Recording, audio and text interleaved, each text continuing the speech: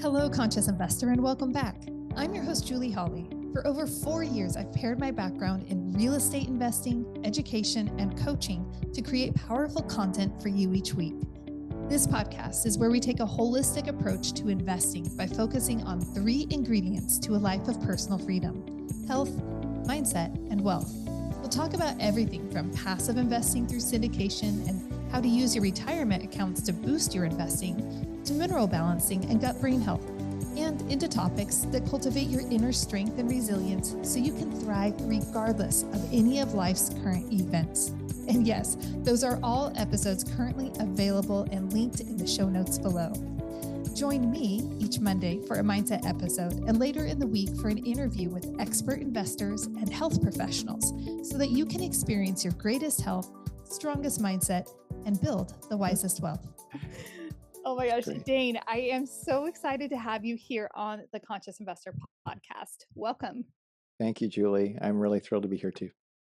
It's exciting when we have, mutual friends, people that connect us, and it's like, wow, I'm so excited about this conversation just by way of how you were spoken about behind your back. And I just love that when people speak highly of us and say, you know what, you should reach out to this person. You should, he's really amazing. And you guys have a lot in common. And I was white on rice. I think I connected up with you on a social platform as soon as I got off the phone with those mutual friends. And I'm so grateful to have you here on the show. Well, it's fun to me on several levels too, Julie. First of all, it's nice to be, everyone talks about each other behind their back, right? This is just kind of normal, but you're right. It is so encouraging when once in a while people say generous things. When I heard about the opportunity to connect with you here in this conversation, the thing that jumped out at me right away was the word conscious, the idea of consciously deciding where you're going to put your best stuff in the order to get better stuff in response, to do it in a very kind of wide awake way. And I think that for me is at least half of the battle. Most of us are walking around, we're sleepwalking. Anthony DeMello says, we're born in our sleep, we grow up in our sleep, we get married and have babies in our sleep, and then we die in our sleep, and we never wake up. And yet it went in those moments, and it's not permanent, right? We keep drifting. But when we can find a way to be awake and at the wheel, I'm with you. I just want to get after these conversations and responses to these conversations, which I hope for the folks that are listening, they're not just thinking about, oh, how can I, burn some time while I'm out in a run or doing what I'm doing, but could I actually take what we're talking about and put it into action? If that's what happens as a result of this conversation, we'll have spent our time well, I think. Agreed.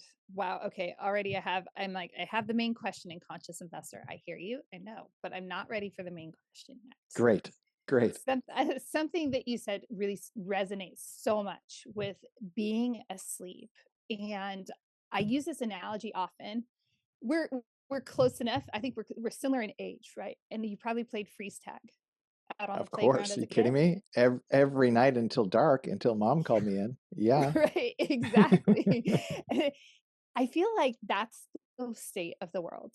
And my belief is there's this world of people who are just simply like frozen in time. And there are some of us who've had the opportunity to be unthawed, to be unfrozen, and to be running around. And the goal truly of the conscious investor is, how many people can we unfreeze? Like how many lives can we touch? How many people can we just give that tap? Because you remember how exhilarating that was when you, like, it was so frustrating when you got frozen. You're like, oh, and then some friend would come by and unfreeze you, and it was like the vigor that the defrost was instant, right? That's what I want to accomplish. Yeah, and that's such a great picture on some level, because I think for folks, the consciousness oftentimes doesn't show up for people until they're frozen, until they've lost the capacity to go do a thing. So a few years ago, I tore my Achilles tendon, and it was right around the time. It sounds more painful than it is. Actually, isn't that painful because there's no nerves in your Achilles tendon. But too much though. What's uncomfortable is it takes a year to fully recover. And that exercise of realizing, oh, all those days that I put off going on a run when I said I was going to go on a run, and now I would like cut off my left arm to go for a run, but I don't get Mhm. to go for a run right now. And then when you finally come around the corner and you begin to like get into PT and start putting the pieces back together, and it was such a catalyst to relating with the whole of life in a different kind of way. So I say that because I think there may be folks on this call who are listening or watching who are like, yeah, I am kind of frozen. And I'm really irritated. And I want to affirm that irritation, that dissatisfaction is an asset. It's highly valuable. The more, if you're going to be frozen for a minute, squeeze all the life out of it by getting increasingly dissatisfied with what you're in the midst of. And that will become jet fuel for when you get released, when you get tagged out and you get to go to run like there's no tomorrow, because there might not be a tomorrow. And this is the moment. So so I love that that concept. There are times in my life where I can recognize I'm like, I will say, am I interested or am I committed? And Hmm. sometimes to get to that deepest level of commitment, I have to become so dissatisfied. And I've been trying to manufacture a level of dissatisfaction at times to just accelerate that timeline, like, and it's not that we have to be dissatisfied in the negative sense of it, but I like how you really flipping that switch to Well, say, I actually, it's actually positive. I wonder if it's required or not. Like there is some degree of you don't have to be angry necessarily, but dissatisfied can have it is a particular kind of motivator. At least you understand that there's just something at stake. And if there's no stakes, Mhm. it's very difficult to take action. Uh, I think that sometimes the hope, like the carrot, can be a stake. Like, oh, if I go do this, I'll get the carrot. But oftentimes the stick is so much more effective. It's when there's something that's being taken from or whatever. And you see this in elite performers, right? If you've ever watched The Last Dance with Michael Jordan, he made stuff up about people. He made up stories about his competitors just so he would be disproportionately dissatisfied. Like he got angry and so on. And there's things that are unattractive about that. But in terms of the results he got is on the other side of it, it's pretty unarguable that he found a way forward at a level that is uncommon. And I think that there is something to be said for to see change happen, to see a transformation happen where if anyone's feeling lethargic or like, I know I should want more, I want to go for it more, but I'm just not, what's going on for me? Right. Likely it's one of four things. Number one, they don't have a clear vision of what they want. And that's if they don't have vision, it's they'll perish. Like they need the vision, and that's like biblical level stuff here. So you need vision. Second, um, you actually need dissatisfaction, in my view. You need to be not okay with the status quo. Third, you need to have not an exhaustive plan, but you need the right one next step, or at least the next step, Mhm. something take like moving. So vision, dissatisfaction, and a plan. Those three things, if they combine to be less than what it'll cost you, change will happen. But if the cost is too much, you're not willing to pay that price to increase your vision, to increase your dissatisfaction, and increase your clarity about the right one next thing, it's probably better to say you're not interested in changing than it is to pretend like you are and just be living in the land of kind of fantasy. It's so exhausting also to live in that Okay. pretend zone where, Oh, right? I mean, like, let's totally. just think about. I can think about different times where maybe I haven't used the most self control, and there's a bag of chips there, Oh, and totally. it's like, dude, give me put a bag of potato chips by me, and I'm sunk, or chips and salsa. I'm like, that's a tough day for me. So, Yeah, it's like, totally. and you just know, and it's like, just sometimes realizing, like, I just don't even care. Like, sometimes it's a matter of just simply accepting instead of putting out that fight of I'm going to resist this and I'm going to use my energy to resist this. I think I'm saying this wrong, and you are you're so eloquent with your words. But there's this element where I think that people are interested and they want something else, but they're really so not committed that it just creates, it's like being on the in between of a fence, and it's just energy is getting depleted on both sides. It's like, just make Yeah. a decision. And if you Yeah. want to eat the bag of chips, or if you want to, not have XYZ type of life and contribution in the world, just admit it to yourself. Well, and even the admitting of it could create the dissatisfaction you're looking for to see some change. It's interesting to me when I think about coaches. Uh, I'm a fan of not just sport, but like the whole system of sport and how do you get performance to happen.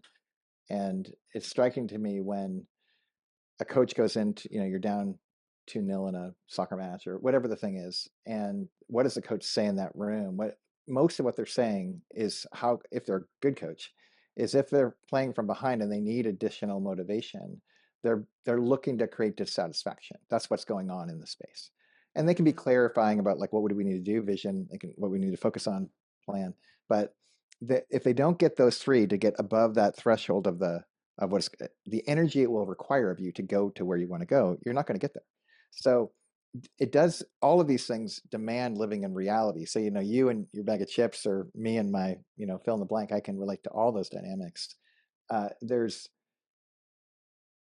unmistakable potency that sometimes we need to coach ourselves. Sometimes we need an external force kind of coaching us in some way. Even just being in community of like-minded people doing the same thing in the same direction can have a profound impact on, if they're going and I'm not, that's profoundly dissatisfying to me. And if I really want this, it should show up that way. But it does take honesty, living in reality. I'm in the middle of writing a book project that I've been candidly working on for probably the better part of a decade. And I did like a 9-hour chunk on it yesterday. And the amount of ground that got covered in 9 hours, I couldn't believe. I was so relieved, because it was like living for 10 years working on a thing, tinkering, probably having 150, 200,000 words done, but needing to really hone and push and organize. And 9 little hours, one single day. And I took ground that could have been taken 2 years ago and wasn't. And there's this deep sense of like, I am not going to waste another 2 years on this. But it's painful. Like dissatisfaction is incredibly uncomfortable. And that's, I think, the challenge of our age is people have no interest. We spend all of our energy avoiding discomfort precisely at the moment when what we need is to raise our hand for it, to say, I'd like to go first, please.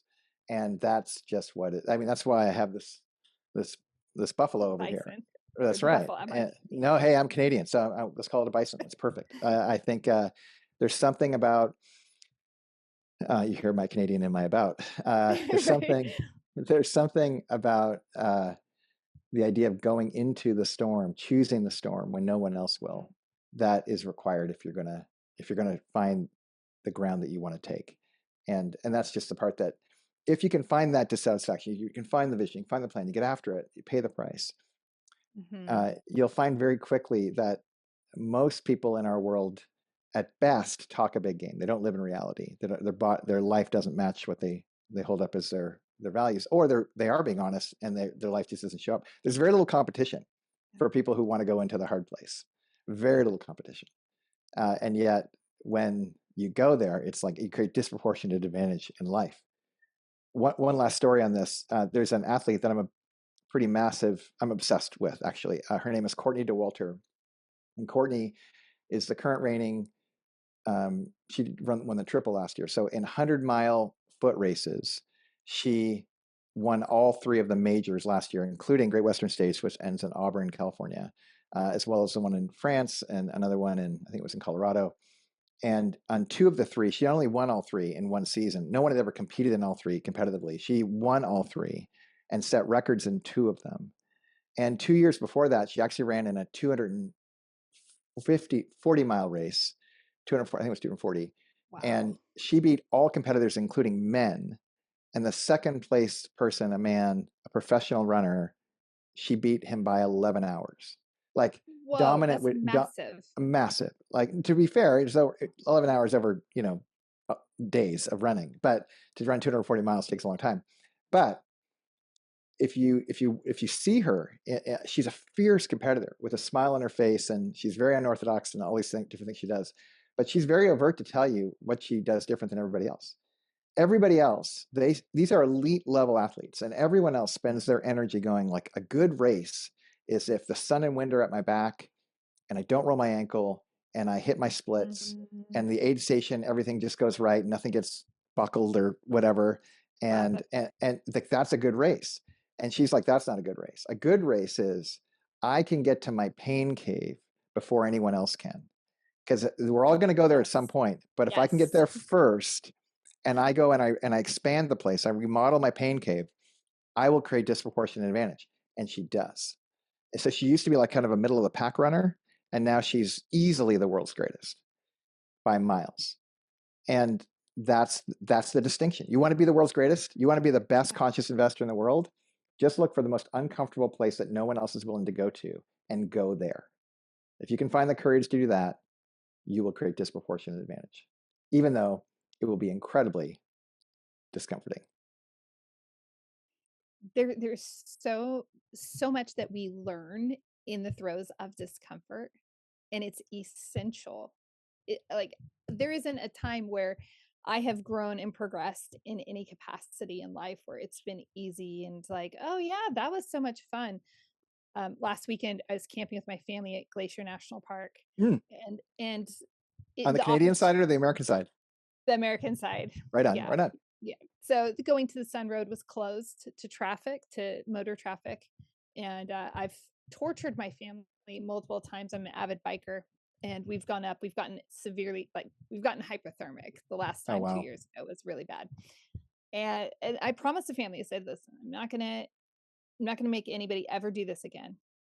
The opportunity presented for me to go ride solo up there, and it was an internal test, because you said, like, I like to start early in the morning, not because it takes all day, but you see more critters. But then you also open it in your Canadian, so, I'm like, I don't mind the bears, they're cool. I'm totally comfortable with bears. It's mountain lions that I'm freaked out about. I totally agree with you.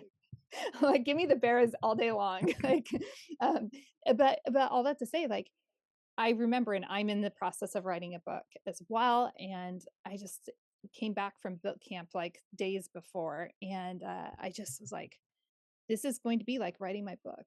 This process is a physical representation of that middle ground. Like, I love it, like the middle stretch, right? The middle of anything is where everything matters most. You get into the discomfort, you're getting into the monotony. It's starting, like, the discomfort is now kind of feeling comfortable, and you're like, fine, my sit bones are sore or whatever. And you just kind of get into this routine, and you can just lose so much ground and momentum at that point. And keeping your eye on, not, yes, on a fixed destination, and not moving the goalposts, but understanding that there's so much more that we will have potential and possibility open to us once we reach that. So it's like, sure, it's almost a waypoint, check mark. Yes, I got to that milestone, that goalpost. I finished the ride. By the way, I did finish in record time for myself, which is Well great. My family done. is like, Well it's done. 9 o'clock and you're already back at camp. What the heck? And so, but getting there, I did it intentionally, because I'm like, I have to unpack something inside of me. I can access this if I get into that physical discomfort. Similar to that bison, they go directly into the storm. They're like, the fastest way to get through this storm is to go into that storm. I'm going into the storm. I'm going to face it head on, and come what may, it's going to be fine. I'm going to get to the other side. Amazing. I could go on, but I'm not going to go on, because I want to ask you. And conscious investor, I have to throw out the question. We're not going to have time for the normal question, because this conversation is too rich. And really, one of the things I wanted to ask you was, you don't have, and this goes back, let's touch back to freeze tag, and people, having that decision-making process where maybe it's decision fatigue. Even, there's so many elements. They don't know what to do with their life. They just feel frozen too. We've already talked about it. But you and I were talking off air about how God has just woven our lives together on this very unpredictable path. And I think it takes I know for myself, it's taken a lot of courage to walk a path that doesn't look correct on the outside necessarily. And I'm not going to totally lump you in there. I might be, I'm taking liberty. So you can edit as you wish, right? But I'm curious what that's like about how you did arrive where you are now. It's like it wasn't a straight line path. So I would love to hear about that journey of personal transformation. So I was a collegiate athlete in college. I played Division I volleyball in Canada, actually, before I moved to the United States halfway through college and finished down here. And I was a 6 foot tall volleyball player. The average height of my team was 6'8" or 9. Uh, Elite athletes, a handful of Olympians went on to play. Um, it was I was like Rudy. Like I was so privileged to play at this elite level, to be on the team, and to travel all over the place. And after I won Rookie of the Year my freshman year, and then I took a year off because I was like, I don't. This is coming to an end. Like, and even my Rookie of the Year was really just interest and enthusiasm. I was Rudy. I was willing to go, to make up for my lack of talent. And I ended up jumping on a plane. I didn't have a life, but I ended up getting on a plane by myself, and I moved to Australia from Nova Scotia, Canada. And Oh my gosh. so on the flight over, I met some people on the plane. They became my roommates, and I didn't know anyone. I mean, I thought I knew one. I had one connection in the entire country, and that kind of fell apart in the first week or so. And I was it was an amazing adventure, and I ended up playing on this little pro beach volleyball tour up and down the coast, and that was really fun. And but it was very kind of semi-pro compared to U.S. standards, and um, I was just kind of lonely, if I'm honest. And 17 time zones away, pre-cell phone, quarters at the payphone to make phone calls home. I'd go, Oh my gosh, weeks, if yes. not months at a time.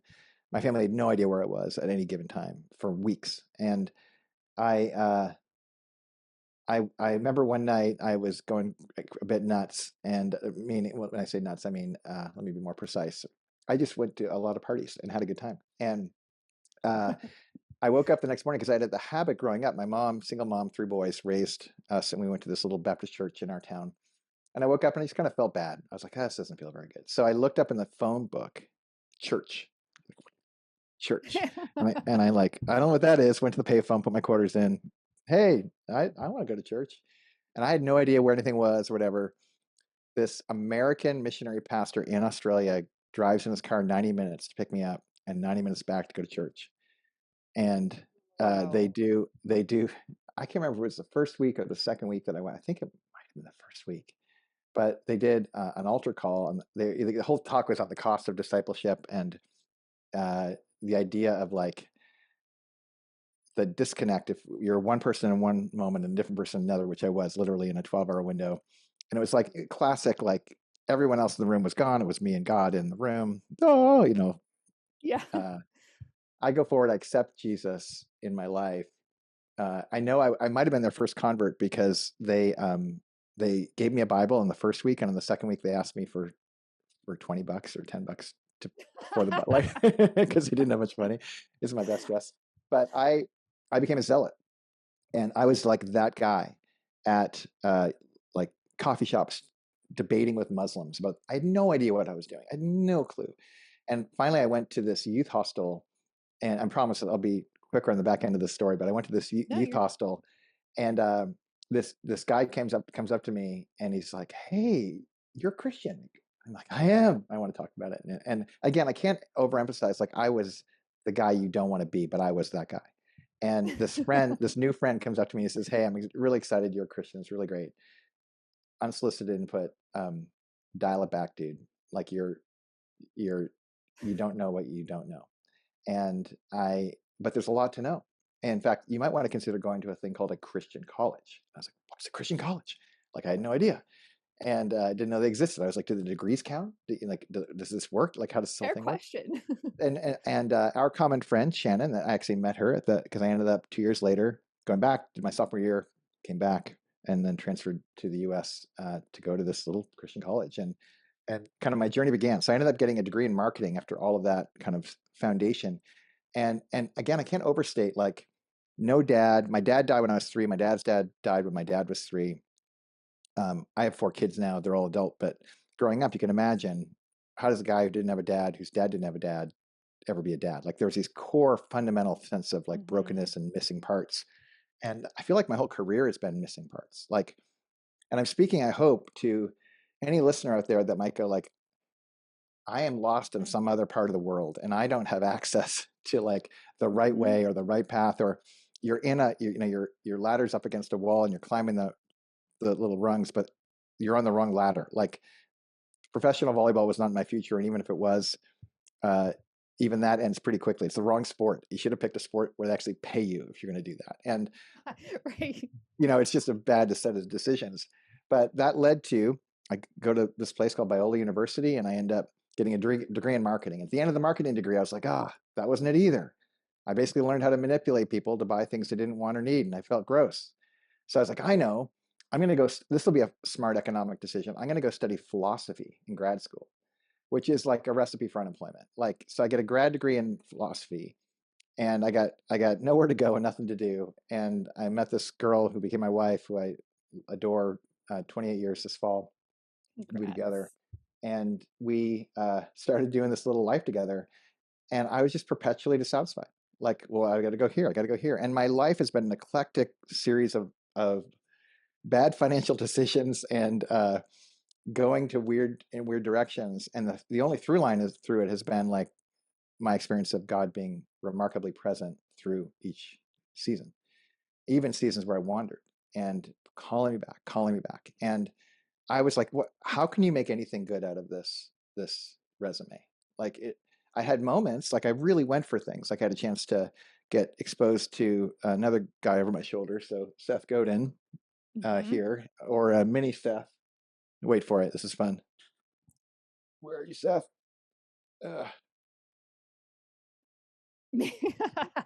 That's awesome. So Seth came into my world and helped me. He kind of redeemed marketing for me. He helped me understand like marketing could actually be an agent for change, and really was so generous to me. I ended up publishing a handful of books to creatives in business. I had a season of being a photographer, and I was just, I mean, all over the place. Economic downturn, had to short sell a house, had to, I raised money for a college. Like, I did for a nonprofit. Through all these things, I've had exposures to starting businesses, running businesses, helping other businesses, helping nonprofits. And I woke up one day in existential haze, walking around this area called Back Bay in Newport Beach, California, with my friend Tim. And Tim and I were both lamenting a similar kind of he had a very weird eclectic background. He was a little younger than me, younger kids than mine, but we're just kind of wandering around going like, what are we doing? Like, we want to make a difference. We want to get after it. And we had recently decided like, well, let's just experiment because we're both dissatisfied. Let's start experimenting. So we started experimenting with things like stupid dietary things, all carnivore diets, or like we got 8 stacks of just the patties at Home Depot, at In-N-Out Burger, or like, our workout was like 3 Olympic lifts and then go home. It was so dumb. Like, none of it made sense. We'd get in really cold water. We'd hyperventilate before we knew who Wim Hof was. Like, we were just doing all these experiments, and we found like every time we picked the hard thing, our life got better. And we didn't understand why or how it all made sense, but we're like, we know the other way of finding like the comfortable path was not delivering. And we kept doing this thing. Well, fast forward, friend, this is amazing. So now it's 5 years later. 2 years ago, Tim dies. So Tim gets stomach cancer and dies. And in that final year of his life, one of his lines, I'll never forget, he says, "I'm so glad I became a man of discomfort before I got cancer." And what set that, like, and clearly his own faith commitment was pretty central to his life, but the combination of a God who was with him and a willingness to get uncomfortable set up, I think, the most remarkable year of his life, where he was more present, more with his wife, Jess, more with his boys, Holt and Henry, leading them, loving them, like giving to others in the midst of his body to portraying him. And I was witnessing this, and I was like, there's something that I've been thrown in front of that I need to pay attention to. And I started codifying, like, what have we learned, and how do we play this, and how do we invite more people into that conversation? We created this thing called first Men of Discomfort, then Men and Women of Discomfort. And then when Tim passed, we just kept building off of what we learned together. And now we have a little community. And ironically, the very first Man of Discomfort that joined Tim and I was a guy named Taylor. And I promise I'll bring the story to a close here now. No apologies. So Taylor runs a ridiculously successful digital marketing company, ironically, called Common Thread Collective in Orange County, California. And he witnessed what Tim and I were creating at Men and Women of Discomfort, and firsthand, his life really shifted. He actually was a professional athlete. He played for the New York Yankees organization, but then he's like kind of in his mid-30s, early 30s at the time, young kids, and he was kind of giving up his body for the sake of, being a young dad and his business that was doing so well. And I confronted him, and I was like, how's that working for you, man? Like, why are you doing that? You're a cliche. That's what everybody does. And you used to be an athlete. He's like, what do you mean I used to be an athlete? I was like, you're not an athlete now. And he said, well, what do you think I should do about it? I was like, I think you should hang out with Tim and I. And he'd come and hang out. And it wasn't like, hey, let's give you the most optimized workout and fitness regime and food. And that's not what it was. It was, how can we make you as uncomfortable as possible and invite you to choose it, as opposed to waiting for it to choose you, like it chose Tim. And he started doing that, and he started to get it. He got really pissed at first. Like, we'd go to the YMCA at 5:30 in the morning, all of the parking spots are open, and we take the furthest parking spot out, and you have to walk like a quarter mile to get to the front door. And he'd be so mad. He's like, this is so inefficient. And we're like, we don't care. Probably not for you, man. You should probably quit. But we're going to do this thing. And he kept hanging there. And finally he got it. He got in ridiculous shape again, and it's awesome. But fast forward, he ends up hiring me. Now I'm the VP of Employee Development and Performance at Common Thread Collective. I didn't apply for it. The job didn't exist before. He just said, whatever you have been doing with these hundreds of graduates now of MWAD, I want you to do that with my employees.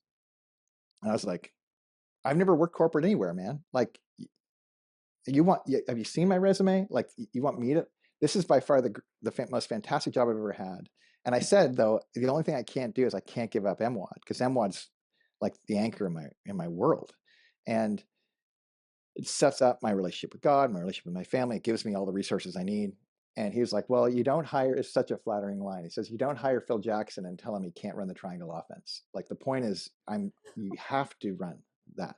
You have to keep doing that. Otherwise you wouldn't get the job. But I'm giving you this amazing job so that you would do that with our people. And that's what we've done.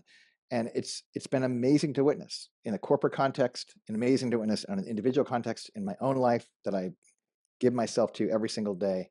And I could look back at whether it's, having a job at a marketing firm right now, or learning how to go without, or to experience incredible dissatisfaction of something happening to you, like having to give up your home, or failure, success and then failure. Like, anytime you have a success, give it a minute, you'll fail. Anytime you have a failure, give it a minute, you might find some success. But all of those kind of circumstances that I didn't have any control over, they weren't serving me. But the one thing that has consistently served me is when I've been willing to do the hard thing. Jerzy Gregoric says, hard choices, easy life, easy choices, hard life. And I was making easy choices, and I started making hard choices. And my experience has been, God has redeemed all of my poor choices, and he's not done. And he keeps pulling it back into this much more interesting narrative. And I'm tuned in finally, and I'm going to keep, going towards the storm. And I have every reason to believe this is the reason why I've been put on this earth. And I am so grateful for the chance to do it. Because someday I'm going to be in Tim's shoes, and I want to be ready for it. And I think there's a lot of folks that are pretending like that day isn't coming, and they're not preparing very well. And between now and then, this is the kicker, is like, I have the best life I could imagine. Like, I'm 54, I'm in the best shape of my life. And that is so the minor dot on the point the major thing is like, I know how to do hard things. I know how to show up for my wife and my kids. I'm less of a jerk than I used to be. I actually think of others. I'm interested in being just. I'm interested in being courageous. I'm interested in finding greater temperance. I'm interested in learning how to like cut off my appetite when I'm full, but something in front of me is attractive and good and I want to have more of it. I'm learning how to discipline myself in a way that I'm called to, and I'm thriving because of it. It's such a beautiful story. It's not just a story. I mean, like, it's what's extraordinary is it's life. Yeah. And I don't want to, I trust you will hear this correctly. In Conscious Investor, I think this resonates with you because this is such a common story. I hear this when I coach. I hear this when I talk with people because I seem to get into great conversations with anyone I meet. The loneliness, the missing parts, the what's going on in my life, and why do I feel like I'm the only one? Why aren't things connecting up? And that, not necessarily self-sabotaging, but just a lack of belief in oneself. And then to have that confluence where it comes into perspective and you're able to see it is profound. Mm. And that's, this is why I was like, no, why don't promise that this is going to be over anytime soon. Like, don't promise, like, this is, because this is a narrative. And my husband, he's, like, he's so rad. I call him super rad Steve. And it's just amazing when I think about his own internal development over the last several years, right? Like, I think there's narrative, and he and I've separated it. And this is why I absolutely love that you have MWAD, that it includes women to it, and it's not just, like, men of discomfort. It's like men and women of discomfort. And because these things transcend, it's the human experience. That's right. And the human experience, and like, if we go back to the Bible, we can go back, and I love reading my Old Testament because it's like, hey, look at these humans. Like, they're all over the place, and beauty comes in from their life. And I really appreciate your willingness to take us down that path, and see it. And I want to touch on loneliness because there's some themes in your life, right, that definitely stand out, like that passion, of being the Rudy on the volleyball team, or the passion of being like a new Christian, and and learning to navigate that passion, and also the loneliness. And I think there's so many people today that feel lonely. Loneliness is one of the discomforts that put me on the path that I'm on in doing what I do. And I think that has a through line in your life as well. It led you into community, as I understand it, even when you made a transition from Southern California up to true Northern California, not San Francisco. That's not Northern California, people. Well, to be fair, it is. But yes, I understand what you're saying. Yes. Yeah. I grew up in Modesto, and I'm like, Okay. this is not Northern California. I'm not up in Humboldt or something. but all that to say is interesting. One more item there, and this is a question. I promise it will circle back. It's interesting because God moved my family from Modesto, and we were also in Colorado for a period, up to a little small town in the middle of nowhere. It to me, in my mind, it's the equivalent of going from being in Southern California to being up in Auburn, where it's like there's no autonomy. Like, this is a small town. What's going on? People don't have space. Their social books are filled. Like, it's a really interesting experience. And so, wrestling with the loneliness, I'd love to hear how, like, your idea of how you've seen the through line of loneliness and what that's produced in your life. A critical distinction that I think could be really helpful for this moment in the conversation is around the word discomfort. So if you think about being uncomfortable, and I mean that at the entire kind of latitude of what that could mean, like severely, like torture, and just like irritated, like itchy. Like there's a big like scope there. Yeah. But there's at least two kinds of discomfort. And I've kind of nodded to them, but I want to be overt to talk about them now because I think it'll be helpful. Yeah, definitely. One is involuntary discomfort. This is what it means to be a human being. These are the fact that energy dissipates from our lives, the fact that we die eventually, the fact that we got born into a family we didn't pick, we have a personality we didn't choose, we had experiences, drama, trauma, we get in fender benders, we get bad news from the doctor, we hear that something's wrong with our kid. Like there's things that happen to us every single day that are involuntary discomforts, and they're the result. It's important to understand like what are those the result of. And one of the reasons why the Christian narrative is so profound to me is that it gives a explanatory power through the narrative, the story, that I think is the most true story that's ever been told, and that it explains that we live in a broken world. Those involuntary discomforts are not good. They're the result of brokenness. And it's remarkable to understand that as plot point A in this little plot I want to share. Yeah. The second one I want to talk about is the great irony that when you choose discomfort, you transform from victim into someone who has agency. This is the hero's Amen. journey. This is the willingness to do the hard thing. And Mhm. and it's the reason so many of us don't pick discomfort is because we think there's only one kind. Discomfort equals bad. Discomfort equals something happening to me. I've often talked to I'll talk to my wife, or even like she had 4 of my children, bless her heart, and she's like, "I'm a woman of discomfort. I don't need to join your silly little club. Like this is ridiculous." But what she's talking about is involuntary discomfort. Like it's hard to raise kids, hard to have babies, it's hard to care. Even now we have adult kids and we care about.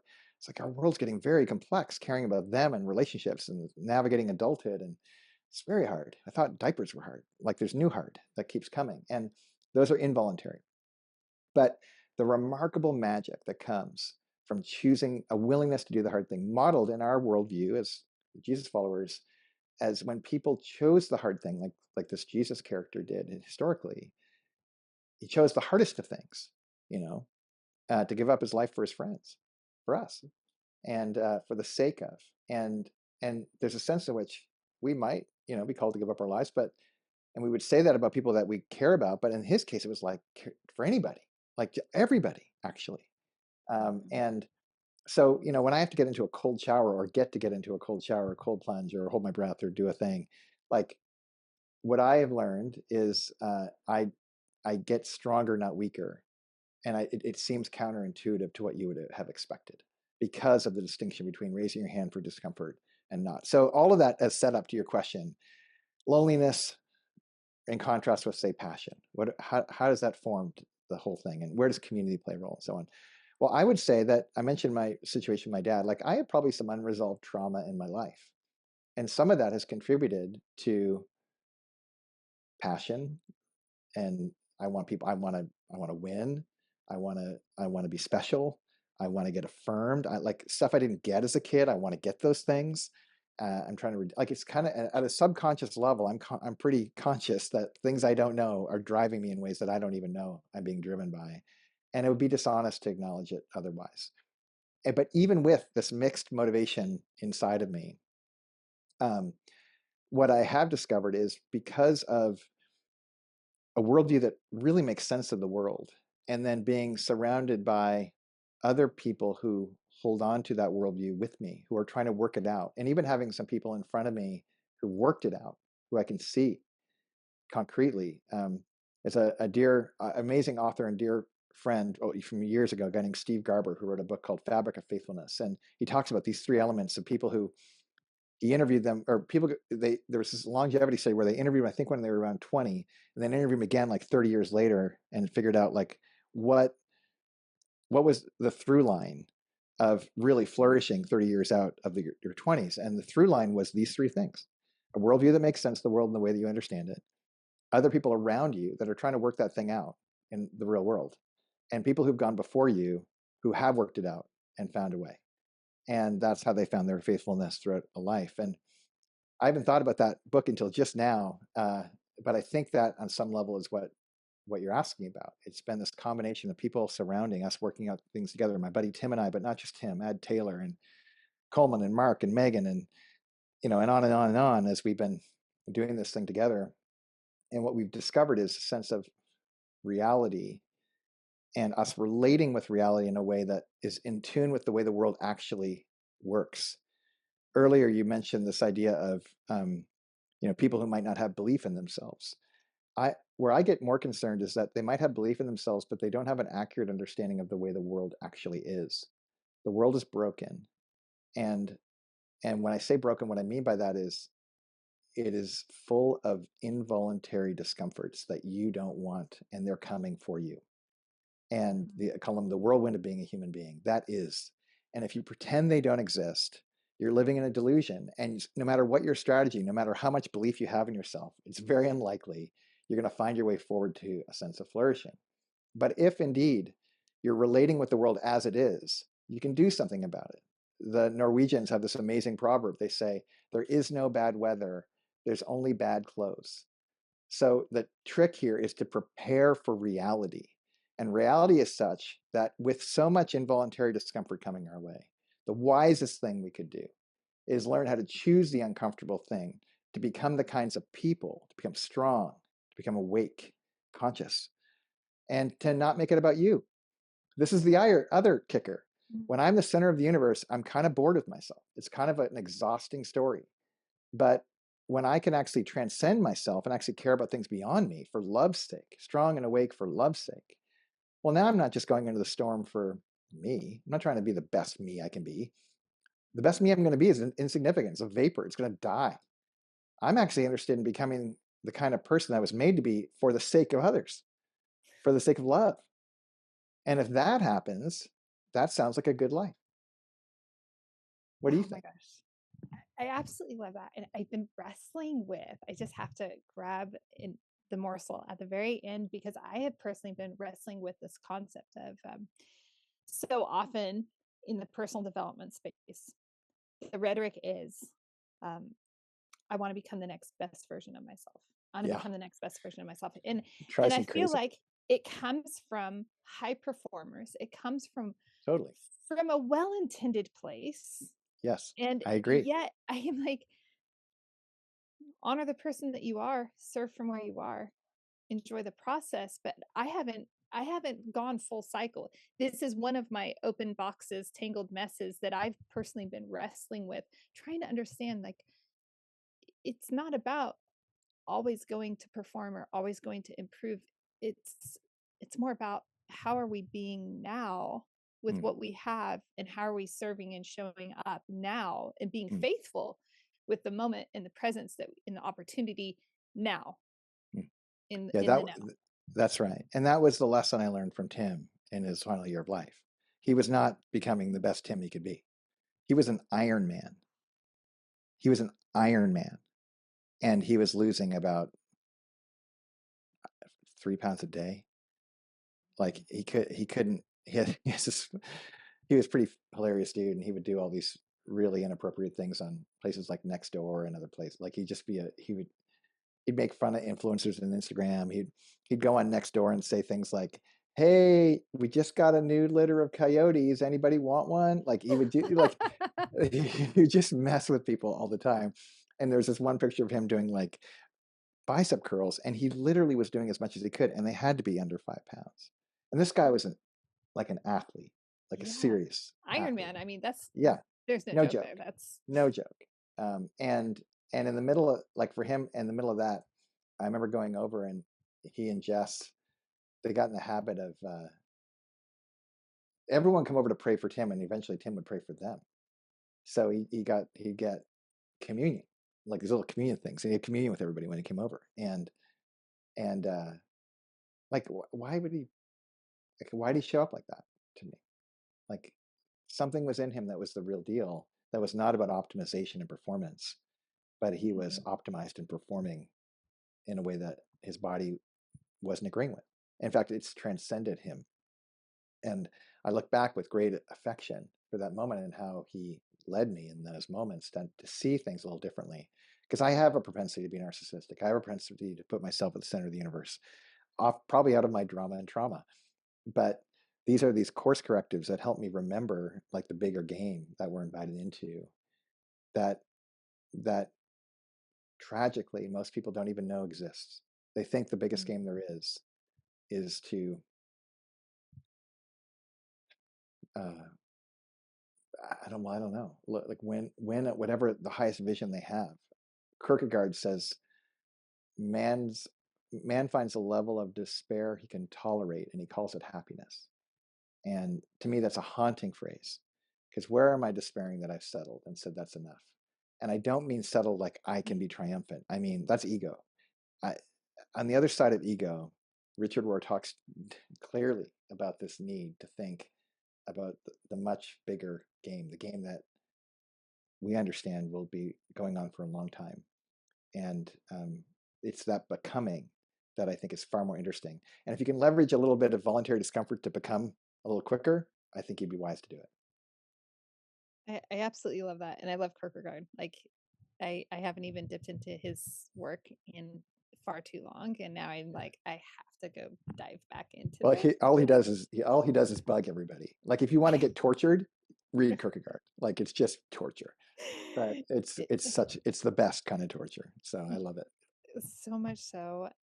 Dane, I would love to carry this conversation on. I have a responsibility to honor time.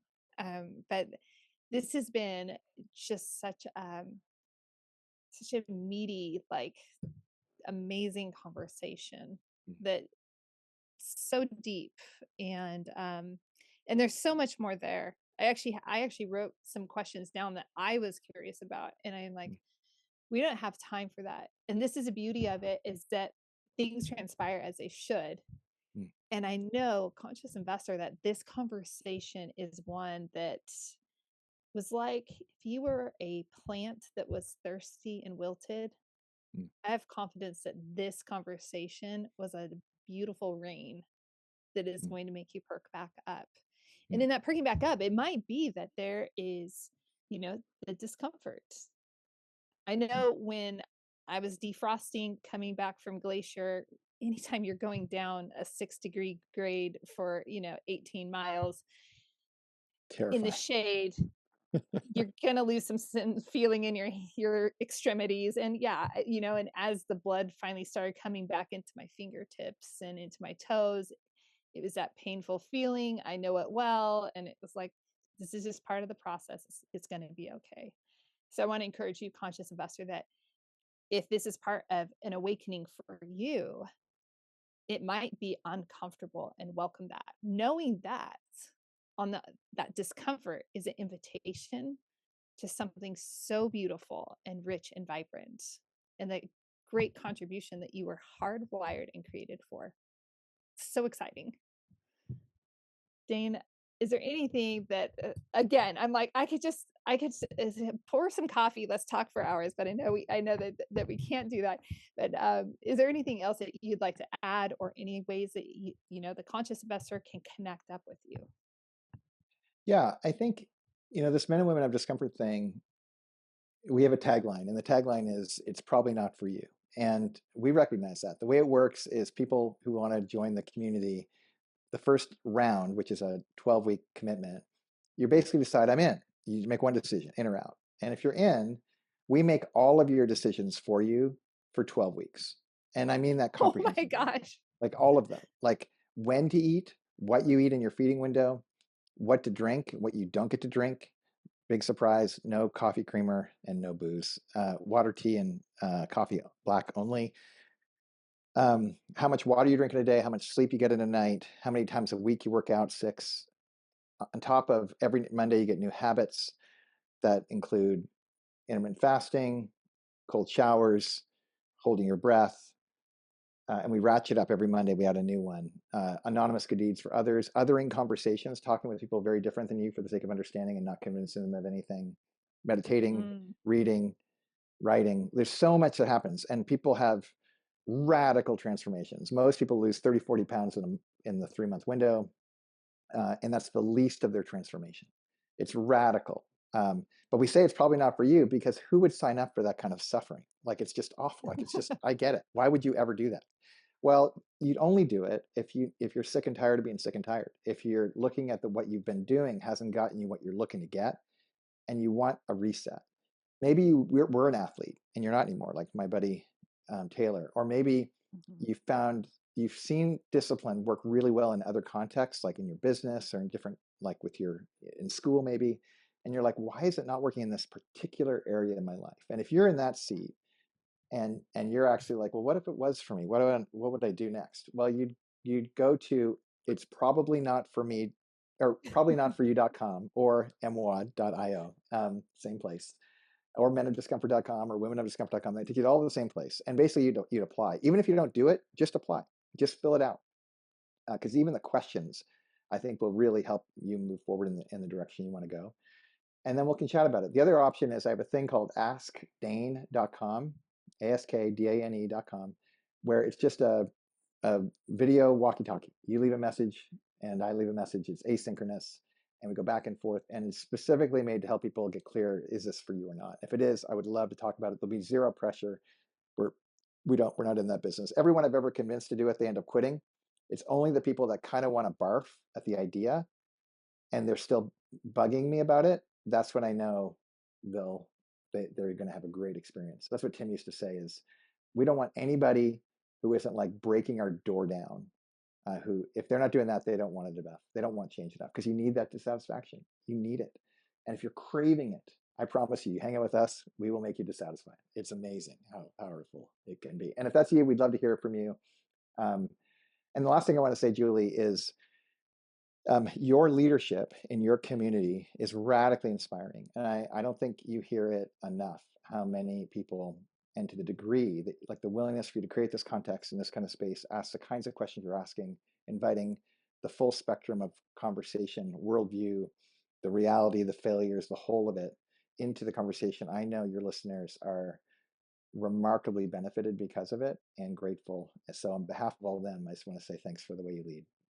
Oh, thank you so much. I really appreciate that. And I know, leading takes a lot of strength at different times. And I am going to end this by letting you know that my daughter knows that it's a great workout. I just told her when we'd be out mountain biking or running or something, I'd just be like, if I puked, it was a good workout. Like, good job. Because she'd be like, are you okay? I'm like, this is just a sign of a good workout. I'm just letting you know I'm happy. I'm totally happy right now. So good times indeed. Thank you so much, Dane. Conscious Investor, remember that this is a show that I don't pay for, spreading this around advertisements and things like that out on social platforms. This is organic. And this show grows because you are growing and you're appreciating and valuing the content here and the conversations taking place. And you can absolutely support the show for free, no money, just taking and sharing a moment of your time to send this episode to somebody that you believe is going to benefit from it. Share it on your social platforms or with your community. It would absolutely mean the world to me. Until next time, cheers to your health, mindset,